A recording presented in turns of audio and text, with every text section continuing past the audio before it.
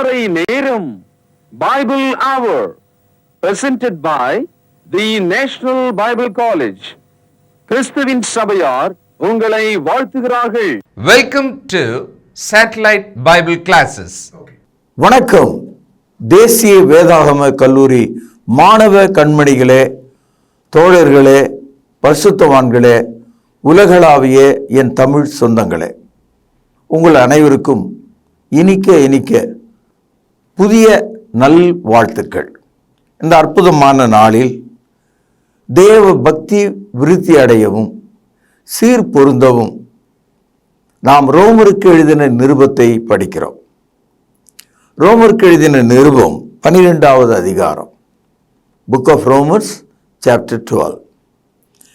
12வது அதிகாரத்தில் 21 வசனங்கள் இருக்கிறது.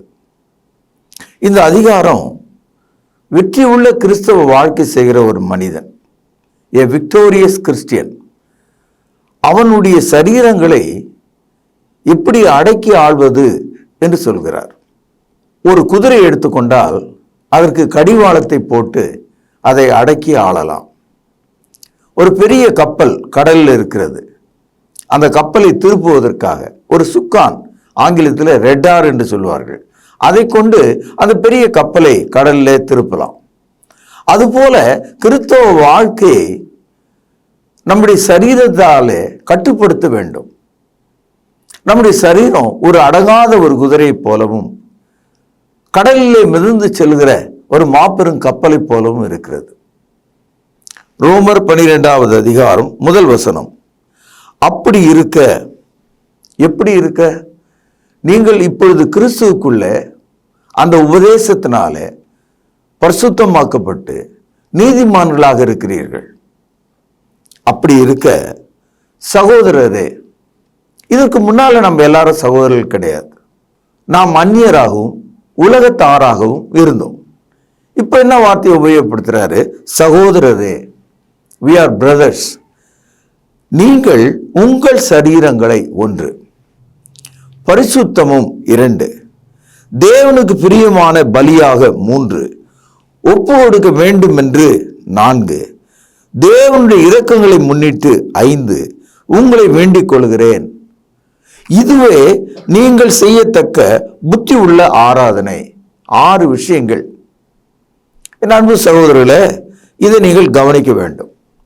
நம்முடைய சரீரம் அடங்காமல் ஓடுகிற ஒரு குதிரை, கடலில் மேலே திசை தெரியாமல் போகிற ஒரு கப்பல். இந்த சரீரம் ஆபத்தானதாக இருக்கிறது. எவ்வளவுதான் தேவன் நம்மை ரட்சித்திருந்தாலும் நம்முடைய சரீரம் அடங்க மாட்டேன் என்று செய்கிறது. ரோமருக்கு எழுதிய நிருபம் 7வது அதிகாரம் 15வது வசனம். எப்படியெனில் நான் செய்கிறது எனக்கு சம்மதி இல்லை, நான் விரும்புகிறதை செய்யாமல் நான் வெறுக்கிறதையே செய்கிறேன். 17ஆம் வசனம். ஆதலால் நான் அல்ல, எனக்குள் வாசமா இருக்கும் பாவமே அப்படி செய்கிறது. 21வது வசனம்.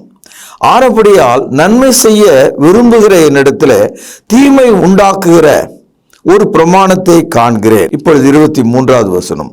ஆகிலும் என் மனதின் பிரமாணத்துக்கு விரோதமாய் போராடுகிற வேறு ஒரு பிரமாணத்தை கவனியுங்கள், என் அவயங்களில் இருக்க காண்கிறேன்.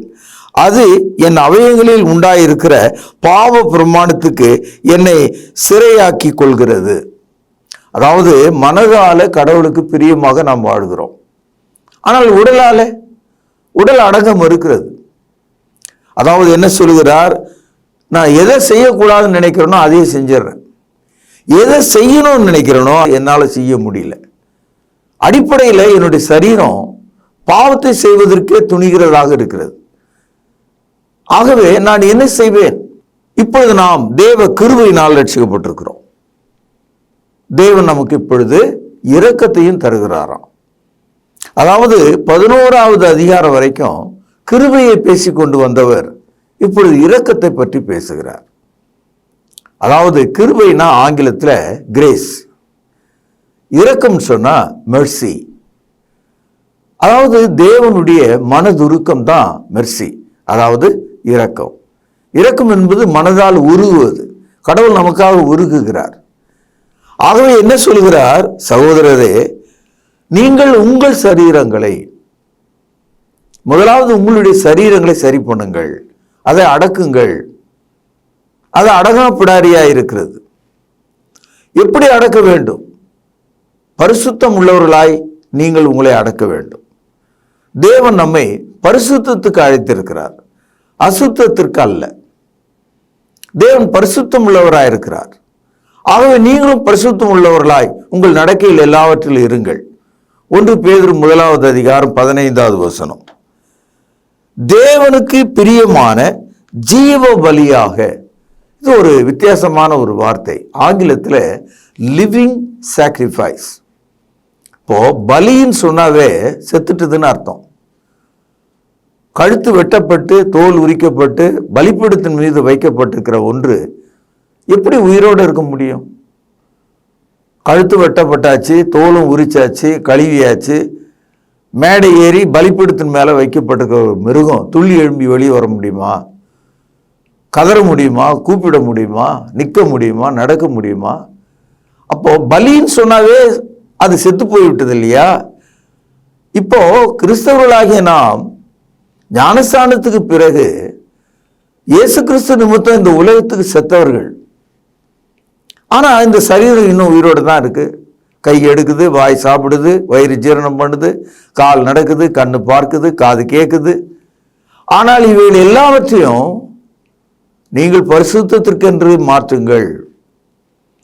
அதனால உயிரோடு இருக்கும் போதே செத்தவர்களைப் போல ஜீவ பலியாக, லிவிங் சாக்ரிஃபைஸ். என் அன்பு சகோதரர்களே, இயேசு கிறிஸ்துவும் கூட நமக்கு கொடுத்த அவருடைய ஜீவனுள்ள பலி, அது லிவிங் சாக்ரிஃபைஸ் என்று பார்க்கிறோம்.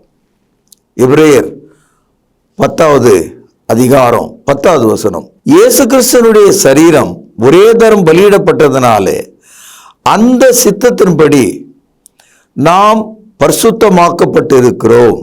12ஆம் வசனம். இவரோ பாவங்களுக்காக ஒரே பலியை செலுத்தி என்றென்றைக்கும் தேவனுடைய வலது பார்சத்திலே உட்கார்ந்து. 14ஆம் வசனம். ஏனெனில் பரிசுத்தமாக்கப்படுகிறவர்களை, அதாவது உங்களையும் என்னையும், ஒரே பலியினாலே இவர் என்றென்றைக்கும் பூர்ணப்படுத்தியிருக்கிறார். இயேசு கிறிஸ்து ஒரு முறை மரித்தார் ஜீவ பலியாக. அந்த ஒரு முறை அவர் மரித்த அந்த பலி நம்மை பரிசுத்தமாக்கி ஜீவ பலியாக நாம் தேவனுக்கு பிரியமாய் வாழ்வதற்கு, நாம் பூர்ணமுள்ள வாழ்க்கை செய்வதற்கு உதவியாக இருக்கிறது. ஆகவே என்ன சொல்கிறார்? ரோமருக்கு எழுதிய நிருபம் 12வது அதிகாரத்தில் தேவனுடைய இரக்கங்களை முன்னிட்டு கெஞ்சுகிறார். ஐயா, நீங்கள் இப்படி நடங்கள் என்று சொல்கிறார். Christianity never கம்பல்ஸ் a man, but it appeals. ஆங்கிலத்தில் பீசீச்னு ஒரு வார்த்தை இருக்கு, அப்பீல்னு ஒரு வார்த்தை இருக்கு. எல்லாம் ஒரே அர்த்தம் தான். அதாவது தேவனுடைய இரக்கங்களை முன்னிட்டு என்ன சொல்றாரு? வேண்டிக் கொள்கிறேன், கெஞ்சுகிறாராம். பரிசுத்த ஆவியானவர், மகனே மகளே, உங்கள் சரீரங்களை பரிசுத்தமும் தேவனுக்கு பிரியமான ஜீவ பலியாக ஒப்பு கொடுக்க வேண்டும் என்று தேவனுடைய இரக்கங்களை முன்னிட்டு உங்களை நான் வேண்டிக் கொள்கிறேன். அப்படி செய்வதுதான் ஒரு புத்தி உள்ள ஆராதனை என்று வந்திருக்கிறது. நீங்கள் பார்க்கலாம். அதாவது புதிய ஏற்பாட்டில் 36 இடங்கள்ல தொழுகை என்ற வார்த்தை வந்திருக்கு. தொழுகைன்னு சொன்னா பிராஸ்குனியா, தேவனை நாம் எப்படி தொழுது கொள்கிறோம், அதெல்லாம் தொழுகை. இந்த இடத்துல ஆராதனைன்னு வந்திருக்கு. ஆங்கிலத்தில் சர்வீஸ்னு வந்தது. நீங்க வேணா பாருங்க, வர்ஷிப்னு இருக்காதாங்க. ஆராதனை என்ன அர்த்தம்னா, உங்கள் சரீரங்களே தேவனுக்கு உகந்த ஒன்றாக மாறும். You serve God. அதுதான், உங்கள் சரீரங்களை தேவனுடைய வேலைக்கென்று ஒப்பு கொடுங்கள். சர்வீஸ், சர்வ் என்ற வார்த்தை நீங்க கேள்விப்பட்டிருப்பீங்க ஆங்கிலத்தில். அதே தான். ஆனால் இங்கே நமக்கு ஆராதனை மொழிபெயர்த்துட்டாங்க. ஒரு ஆள் என்கிட்ட இது பாருங்க ஆராதனை போட்டுக்குது. இது தேவனை தொழுது கொள்கிற தொழுகை பற்றி பேசல, உன்னுடைய உடலை கட்டுப்படுத்துகிற விஷயத்தை பற்றி பேசியிருக்கு. உங்கள் சரீரங்களை என்று இங்கே எழுதியிருக்கிறதை நீங்கள் பார்க்கலாம். இப்பொழுது 2வது வசனம், நீங்கள் இப்பிரபஞ்சத்திற்கு ஒத்த வேஷம் தெரியாமல். பிரபஞ்சம் என்றால் உலகம், எல்லா உலகத்துக்குரிய காரியங்கள். பாருங்க, இந்த உலகத்துல 1 யோவான் 2:16 படிக்கிறோம், கண்களின் இச்சை, மாம்சத்தின் இச்சை, ஜீவனத்தின் பெருமை. இந்த உலகம் பிசாசின் கீழே விழுந்து கிடக்கிறது. ஆக என்ன சொல்கிறார், நீங்கள் இந்த பிரபஞ்சத்திற்கு ஒத்த வேஷம் தெரியாமல். வேஷம்னா என்னன்னு தெரியும் உங்களுக்கு. இப்போ நம்ம உடல் மேல நம்ம என்ன அணிகிறோமோ அதான் வேஷம். இப்போ ஒரு இன்ஸ்பெக்டர் ட்ரெஸ் போட்டோம்னா நம்ம இன்ஸ்பெக்டர் மாதிரி தெரியும். ஒரு டாக்டர் உடைய போட்டோம்னா நம்ம டாக்டர் மாதிரி தெரியும். நீங்கள் பாவ உடைய போட்டீங்கன்னா நீங்க பாவிகளா தெரிவிங்க. ஆகவே என்ன சொல்றாரு, நீங்கள் இப்பிரபஞ்சத்திற்கு ஒத்த வேஷம் தெரியாமல். ஆங்கிலத்தில் not to be conformed to this world. நீங்கள் இந்த உலகத்திற்கு ஒத்த வேஷம் தெரியாமல். கவனியுங்கள், தேவனுடைய நன்மை 1 குட், 2 பிரியம் ப்ளீசிங், 3 பரிபூரணம் பர்ஃபெக்ட், சித்தம் வில். 4 சொற்கள் இங்க இருக்கிறத நீங்கள் பார்க்கலாம்.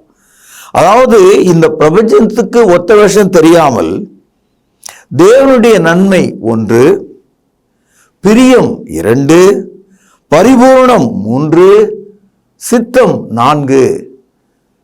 இந்த ஸ்டெப் மேல நில்லுங்க, இதை அணிந்து கொள்ளுங்க. நீங்க இந்த உலக வாழ்க்கை வாழாதீங்க. நீங்க வாழ்ந்த காலத்துல இந்த பூமிக்குரியவைகளை செய்துட்டு இருந்தீங்க, அதெல்லாம் விட்டுடுங்க. தேவனுடைய சித்தம் தெரிந்து வாழுங்கள். எபேசியர் 2வது அதிகாரம் 2-3 வசனங்கள். ஆகையால் நீங்கள் முற்காலத்தில் இவ்வுலக வழக்கத்திற்கு ஏற்றபடியாகவும். வழக்கம் என்றால் ட்ரெடிஷன். அப்பா அம்மா என்ன சொல்லி கொடுத்தாங்களோ நம்ம அதையே செஞ்சோம். நம்ம செய்யறது எல்லாமே குடும்பம் சொல்லி கொடுத்தது தான். சாணி ஏன் கரைச்சோம், நெத்திலி ஏன் பொட்டு வச்சோம், நெருப்பு மேலே ஏன் நடக்கிறோம், வேளால் ஏன் வாயை குத்திக்கிறோம், எதை பார்த்து ஏன் கன்னத்தில் போட்டுக்கிறோம், எல்லாம் பழக்க வழக்கம்தான். சமுதாயத்திலிருந்து இது வந்தது. நம்மளை அறியாமே நம்ம அதை ஏற்றுக்கிட்டோம். பாருங்கள், அவைகளில் நீங்கள் முற்காலத்திலே இவ்வுலக வழக்கத்திற்கு ஏற்றபடியாகவும். 1 கீழ்ப்படியாமன் பிள்ளைகளிடத்திலே. இவர்களெல்லாம் தேவனுக்கு முன்னால கீழ்ப்படியாத ஜனங்கள். கீழ்ப்படியாமன் பிள்ளைகளிடத்திலே இப்பொழுது கிரியை செய்கிற ஆகாயத்து அதிகார பிரபுவாகி ஆவிக்கேற்றபடியாகவும் நடந்து கொண்டீர்கள். இதெல்லாம் பிசாசின் செய்கை, பொல்லாத ஆவியினுடைய காரியங்கள் என்று சொல்கிறார். இப்பொழுது 3வது வசனம், அவர்களுக்குள்ள, இந்த மாதிரியான சமுதாயத்துக்குள்ள நாம் எல்லாரும் ஒரு காலத்துல நமது மாம்ச இச்சைகளின்படி நடந்து நமது மாம்சமும் மனசும் விரும்பினவைகளை செய்து சுவாபத்தினாலே மற்றவர்களைப் போல கோபாக்கினின் பிள்ளைகளாக இருந்தோம். சில ஆளுங்க பார்த்தீங்கன்னா ஒன்னா சாப்பிட மாட்டான், எல்லாத்தையும் கலந்து அடிப்பான். கறி மீன் முட்டைன்னு அடிப்பான், பால் தயிர் மோர் எல்லாத்தையும் கலந்து சேர்த்து சாப்பிடுவான். அது மாதிரி பாவம் செய்கிற மனுஷன் தனித்தனியா செய்யாம எல்லாத்தையும் கலந்தே சாப்பிட்டானான்.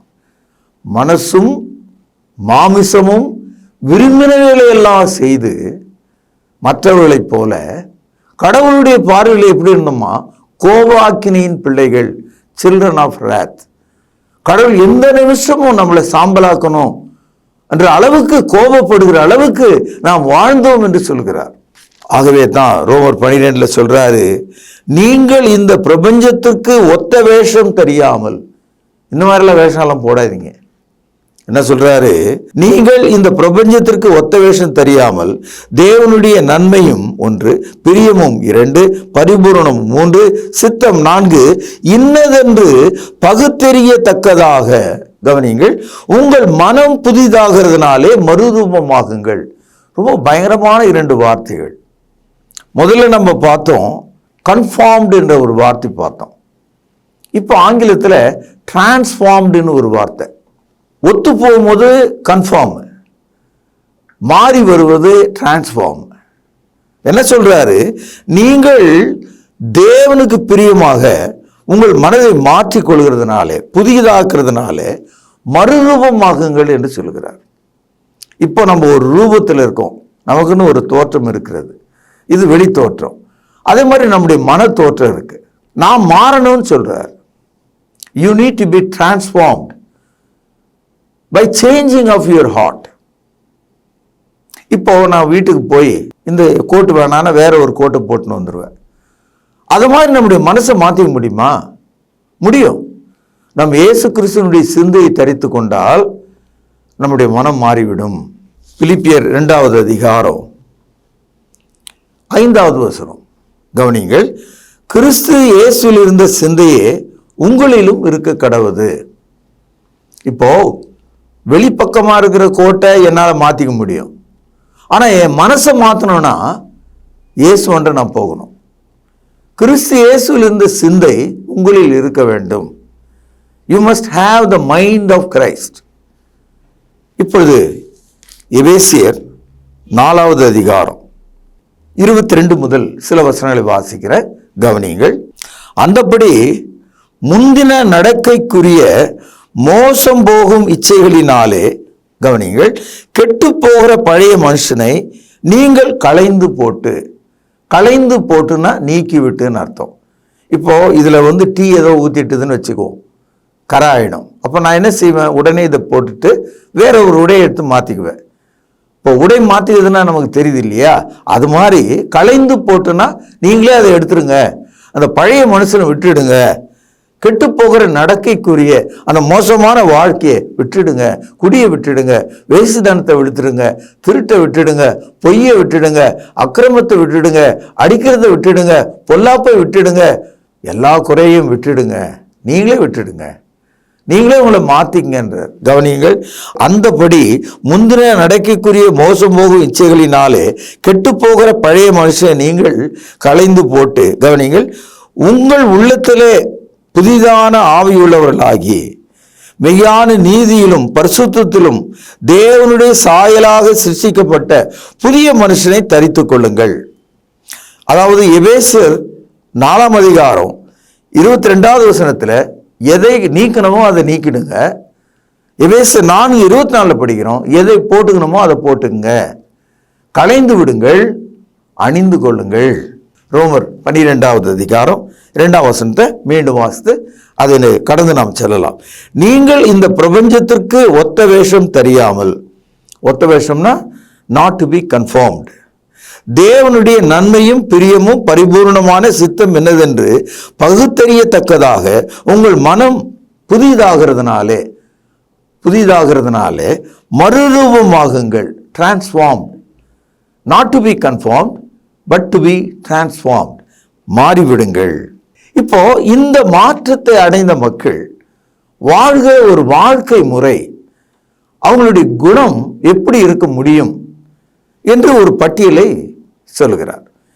19 வசனங்களில் கிறிஸ்துவுக்காக மாறிய வாழ்க்கை, ஒப்பு கொடுக்கப்பட்ட சரீரத்தினுடைய வாழ்க்கை, தேவனுக்கு பிரியமாக இருக்கிற ஒரு வாழ்க்கை எப்படி இருக்க முடியும் என்று சொல்கிறார். 5வது வசனம், அநேகராகிய நாமும் கிறிஸ்துவுக்குள் ஒரே சரீரமாயிருக்க ஒருவருக்கொருவர் அவயங்களாயிருக்கிறோம். ஒரு கிறிஸ்தவர் தனி மனிதராக இருக்க முடியாது, எப்போதும் ஒரு கூட்டமாக ஒரு சபையாகத்தான் இருக்கணும். அப்பதான் எல்லாரோடு சேர்ந்து நாம் வளர முடியும். நிறைய பேர் பைத்தியம் பிடிச்ச கிறிஸ்தவர்கள், அதாவது பிராடுகள் அவர்கள்லாம். அவன் ஒரே ஆள் என்னமோ பெரிய சாமியார் மாதிரி, நான் ஒருத்தந்தான் உலகத்தில் அப்படின்னு சொல்கிற ஆளாக இருப்பான். அவங்க கூட சவகாசமே வச்சுக்கூடாது. நிறைய சபைகள் நீங்கள் பார்த்துருப்பீங்க, அந்த ஆள் ஒருத்தன் தான் இருப்பான், அவன் ஒரு குடும்பம் தலைவிதியே நான் அவனோட உட்காந்துருக்கோம். 30 வருஷம் ஆனாலும் சபைன்னு சொல்லி வீட்டுக்குள்ளேயே உட்காந்துட்டு இருப்பான். இவர்களோட சவகாசம் வச்சுக்கூடாது. ஏனென்றால் ஆரம்ப சபை பைபிளை படித்தோம்னா 3000 பேரோடு தொடங்கி இருக்கு. அப்போஸ்தலர் நடவடிக்கைகள் 2வது அதிகாரம் 41வது வசனம். அதனால தான் தனி மரம் தோப்பாகாது. நாம் தேவனுடைய பிள்ளைகளாக மனம் மாறியவர்களாக தேவனுடைய பிரியம் என்னதென்று நாம் வாழ விரும்பினால், தேவனுக்கு பிரியமாக இருக்க விரும்பினால் நமக்கு ஒரு கூட்டாளிகள் தேவை. நாம் அநேகராகிய நாம் ஒரே சரீரமாகவும் பல அவயங்களாயும் நாம் இருக்கிறோம். நாம் ஒருவரை ஒருவர் பிடித்து கொண்டுதான் வாழ வேண்டும். அதுக்கு தான் சபையை தேவன் பன்மை உள்ள அங்கத்தினர்களாலே உருவாக்கி இருக்கிறார். உங்களுக்கு விளங்கி இருக்கும்ட்டு நான் நம்புறேன். கிறிஸ்தவத்துல அடங்காப்பிடாரிகள் மதத்திலையும் இருக்காங்க, மார்க்கத்திலையும் இருக்காங்க. எனக்கு இந்த மார்க்கத்தில் இருக்கிறவங்களை கண்டா ரொம்ப வருத்தமா இருக்கு. பாருங்களேன் அன்பு சகோதரர்களே, அநேகராகி நாமும் கிறிஸ்துவுக்குள் ஒரே சரீரமா இருக்க ஒருவருக்கொருவர் அவயங்களாய் இருக்கிறோம். அப்ப எல்லாரும் நமக்கு தேவை. 6வது வசனம், நமக்கு அருளப்பட்ட கிருபையின்படியே நாம் வெவ்வேறான வரங்கள் உள்ளவர்களானபடினாலே நம்மில் தீர்க்க தரிசனம் சொல்லுகிற வரத்தை உடையவன் விசுவாச பிரமாணத்திற்கு ஏற்றதாக சொல்ல கடவன். பைபிள் எடுத்து போதிக்கும் போது மென்டல் மாதிரி நம்ம நடக்க முடியாது. இன்னைக்கு கிறிஸ்தவத்தில் இந்த 3வது பிரிவு மக்கள் ஆவேசமா தெரிவாங்க, வைராக்கியமா தெரிவாங்க, பாசமா தெரிவாங்க. அவங்க மட்டுமே தரையிலிருந்து பரலோகத்துக்கு போறவங்க மாதிரி காண்பிப்பாங்க. ஆனா பைபிளை கையில் வச்சு நேர பைபிளுக்கு வெளியே போயிட்டாங்க. அத்தனை காரியங்கள், அவர்கள் செய்கிற அத்தனை காரியங்களும் அப்போஸ்தலருடைய வார்த்தையின்படி இல்லை. எல்லாம் அவங்களுடைய மனதின்படி இருக்கு, விருப்பத்தின்படி இருக்கு. யாரோ எதையோ ஒன்று சொன்னாங்க, அதையே இவங்க பிடிச்சி வச்சிருப்பாங்க. அவங்களுக்கு இயேசு என்ன சொன்னார், அப்போஸ் நமக்கு என்ன எழுதி தந்தாங்க, ஆதி கிறிஸ்துவங்க எப்படி நடந்தாங்க, இந்த 3 விஷயங்கள்ல அவங்களுக்கு அக்கறை இல்லை. இந்த 3 விஷயத்தை தெரிந்து கொள்ளாம நீ ஒரு கிறிஸ்தவனா இருக்க முடியாது. ஆகவே வசனத்தின்படி தான் நாம் நடக்கணும். அடுத்தது பாருங்கள் 7வது வசனம், ஊழியம் செய்கிறவன் ஊழியத்திலும் போதிக்கிறவன் போதிப்பதிலும் புத்தி சொல்லுகிறவன் புத்தி சொல்லுகிறதிலும் தரித்திருக்க கடவன். பகிர்ந்து கொடுக்கிறவன் வஞ்சனை இல்லாமல் கொடுக்க கடவன். முதலாளியானவன் ஜாக்கிரதையா இருக்க கடவன். இரக்க செய்கிறவன் உற்சாகத்தோடு செய்ய கடவன். உங்கள் அன்பு மாயமற்றதா இருப்பதாக. தீமையை வெறுத்து நன்மையை பற்றி கொண்டிருங்கள். சகோதர சிநேகத்தில் ஒருவர் மேல் ஒருவர் பட்சமாயிருங்கள். கனம் பண்ணுகிறதிலே ஒருவருக்கு ஒருவர் முந்திக் கொள்ளுங்கள். அசதியாயிராமல் ஜாக்கிரதையாருங்கள். ஆவிலே அனலாயிருங்கள். கர்த்தருக்கு ஊழியம் செய்யுங்கள். இதுதான் நாம இந்த உலகத்திற்கு வேஷம் தெரியாம மனம் புதிதாகிறதுனால மறுரூபம் அடைகிற மனிதனுடைய குணாதிசயங்கள். வெளியேர்னு ஒரு சட்டை போட்டுக்கிறதுனால நம்ம ஞாயிற்றுக்கிழமையில் பார்க்குறோம், ஜிப்பாவும் அந்த பைஜாமாவும் போட்டுக்கிட்டு ஒரு கூட்டம், அந்த வெள்ளைப்புடவை போட்டுக்கிட்டு ஒரு கூட்டம். ஞாயிற்றுக்கிழமையில் மட்டும் போடுவான். மற்ற நாளில் பார்த்தீங்கன்னா இந்த உலகத்தில் இருக்கிற அத்தனை காரியங்களும் அவங்களே இருக்கும். நகையெல்லாம் கட்டி வீட்டில் வச்சுப்பாங்க. சர்ச்சுக்கு வரும்போது மட்டும் அதை கட்டி வச்சுருவாங்க. நீ நகை போட்டுக்க, போடாமல் போ, அது உன்னுடைய விருப்பம். ஆனால் ஏன் இந்த ஏமாத்து வேலை, ஏன் இந்த மாயவலம்? வெள்ளைச்சட்டினால் நம்ம யாரும் பரலோகத்துக்கு போகல. ஆனால் வெள்ளைச்சட்டை ரொம்ப நல்லது. ஆனால் வெள்ளைச்சட்டு தான் உன்னை பரிசுத்தமாகுதுன்னு நீ நினைச்சனா தப்பு. காரணம், உன்னுடைய இருதயம் பரிசுத்தமாகணும். சொன்னது விளங்குச்சா உங்களுக்கு? ஆகவே என்ன சொல்கிறாரு, 3 விஷயங்களை சொல்லுகிறார். 12வது வசனம் பாருங்கள், நம்பிக்கையிலே சந்தோஷமாயிருங்கள். 2, உபத்திரவத்திலே பொறுமையா இருங்கள். 3, ஜெபத்திலே உறுதியாய் தரித்திருங்கள். இந்த 3லும் உண்மையா இருங்க. நம்பிக்கையிலே சந்தோஷமாயிருங்கள், உபத்திரவத்திலே பொறுமையா இருங்கள், ஜெபத்திலே உறுதியாய் தரித்திருங்கள். இப்பெல்லாம் ஊழியக்காரர்கள் பிச்சை எடுக்கிறவர்களை போல நடக்கிறாங்க. அப்படியெல்லாம் நடக்கக்கூடாது. விசுவாசிகள் ஊழியக்காரர்களுடைய தேவைகளை அறிந்து, அவங்க குடும்பத்தை அறிந்து தாராளமாக அவங்களுக்கு நம்ம உதவி செய்யணும். ஊழியக்காரர்கள் எங்கே போவாங்க? அவங்களுக்கு உதவி தேவை இல்லையா? ஏன்னா முழு நேரமும் தேவ சமூகத்திலிருந்து ஊழியம் செய்கிறார்கள். அதனால என்ன சொல்றாரு, பரிசுத்தவான்களுடைய குறைவிலே அவர்களுக்கு உதவி செய்யுங்கள், அந்நியரை உபசரிக்க நாடுங்கள். நம்ம எல்லாருக்கும் உண்மை உள்ள மக்களாக ஜீவிக்க வேண்டும். இது மாதிரி தான் மனம் புதிதாகிறதுனாலே மறுரூபம் நாம் அடைய வேண்டும். அப்போ மறுரூபம் அடைகிற ஆளு எப்படி இருக்காரு? ஊழியம் செய்கிறவராக இருக்கிறாரு, புத்தி சொல்கிறவராக இருக்கிறாரு, கொடுக்கிறவராக இருக்கிறாரு, இறங்குகிறவராக இருக்கிறாரு, அன்புள்ளவராக இருக்கிறாரு, சகோதர சிநேகம் உள்ளவராக இருக்கிறாரு, தீமை வெறுக்கிறவராய் இருந்து நன்மை செய்கிறவராக இருக்கிறாரு, ஒருவரை ஒருவர் கனம் பண்ணுகிறவராக இருக்கிறாரு, ஆவிலே அனலாக இருக்கிறாரு, கர்த்தருக்கு ஊழியம் செய்கிறாரு, நம்பிக்கையிலே சந்தோஷமாகவும் உபத்திரவத்திலே பொறுமையாயும் ஜெபத்திலே உறுதியாயும் இருக்கிறாரு, பரிசுத்தவான்களுக்கு உதவி செய்கிறாரு, அந்நியரை தேற்றுகிறார். இதுதானே இந்த குணங்கள் நமக்குள்ள இருக்கணும்ன்றார். இப்படி நாம் செய்வதுதான் ரோமர் 12:2 படிச்சோமே, நீங்கள் இந்த பிரபஞ்சத்துக்கு ஒத்த வேஷம் தெரியாமல் தேவனுடைய நன்மையும் பிரியமும் பரிபூர்ணமான சித்தம் என்னதென்று பகுத்தறியத்தக்கதாக உங்கள் மனம் புதிதாகிறதுனாலே மறுரூபமாகுங்கள். இதுதான் அது. இப்படிதான் நாம் மறுரூபமாகணும்னு சொல்றார். அது மாத்திரமல்ல, தொடர்ந்து நாம் படிக்கும்போது உங்களை துன்பப்படுத்துகிறவர்களை ஆசீர்வதியுங்கள், சந்தோஷப்படுகிறவர்களுடனே சந்தோஷப்படுங்கள், அழுகிறவர்களுடனே அழுங்கள். பழி வாங்குற வேலையெல்லாம் நம்முடையதல்ல, தேவனிடத்தில் விட்டுறணும். 18ஆம் வசனம் பாருங்கள். கூடுமானால் உங்களால் ஆன மட்டும் எல்லா மனுஷரோடும் சமாதானமாயிருங்கள். இந்த உலகத்தில் நமக்கு சமாதானம் இல்லை, ஆனாலும் முடிஞ்ச வரைக்கும் நம்ம சமாதானத்தை மெயின்டைன் பண்ணணும். பக்கத்து வீட்டுக்காரனும் குடும்பத்திலும் குடும்ப மக்களும் நமக்கு அதிக உபத்திரவங்களை கொடுப்பாங்க. மேக்சிமம் ட்ரை பண்ணலாம், நாம் சமாதானத்தை விதைக்கலாம். அவன் அதை வாங்கலை, அவன் ஏற்றுக்கொள்ளனா பரவாயில்லை. ஆகவே உங்களால் ஆன மட்டும் எல்லா மனுஷரோடும் சமாதானமாயிருங்கள். 21ஆவது வசனத்தில் சொல்றாரு, நீ தீமையினால வெல்லப்படாமல் தீமையை நன்மையினால வெல்லு. அதாவது திட்டம் போட்டு குழி தோண்டி ஒரு ஆளை உள்ள தள்ளி புதைக்கணும்னு அவசியம் இல்லை. நீங்கள் எப்போதும் நன்மை செய்து வெற்றி பெறுங்கள். குழி வெட்டி ஒரு ஆளை தள்ள வேண்டிய அவசியம் நமக்கு இல்லை. தேவன் பார்த்துக்குவார். குழியிலிருந்து நம்மை தேவன் தூக்கி விடுவார். 11 சகோதரர்கள் யோசேப்பை குழியில தூக்கி உள்ள போட்டாங்க. ஆனா அந்த குழியிலிருந்து வெளியே வந்த யோசேப்பு பார்வோனுடைய அரண்மனையில பார்வோனுக்கு அடுத்த அதிபதியாக அவன் சிங்காசனத்தில் உட்கார்ந்த போது இந்த 11 அவனுடைய சகோதரர்களும் வந்து அவன் காலில் விழுந்தது போல தீமையை நன்மையினால் நாம் வெல்லும் போது எல்லாம் நல்லதாக நடக்கும். அன்றையும் அவருடைய தீர்மானத்தின்படி அழைக்கப்பட்டவர்களாக தேவனிடத்தில் அன்பு கூறுகிறவர்களுக்கு சகலமும் நன்மைக்கு ஏதுவாக நடக்கிறது என்று அறிந்திருக்கிறோம்.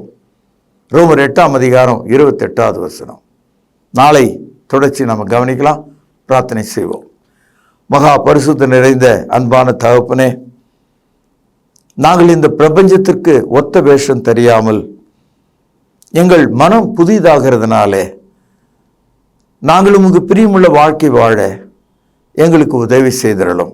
கேட்ட மக்களை ஆசீர்வதியும். ஆண்டவர் இயேசுவின் நாமத்திலே ஜெபத்தை கேட்டருளும். பரிசுத்தமுள்ள எங்கள் நல்ல பிதாவே, ஆமென். தொடர்பு கொள்ள வேண்டிய முகவரி: திருமறை நேரம், 58 சர்ச் தெரு, குமரன் நகர், சென்னை 6,82,000. செல்போன் 9385500882. கர்த்தாவே, தேவர்களில் உமக்குப்பானவர் யார்? வானத்திலும் பூமியிலும் உமக்குப்பானவர் யார்?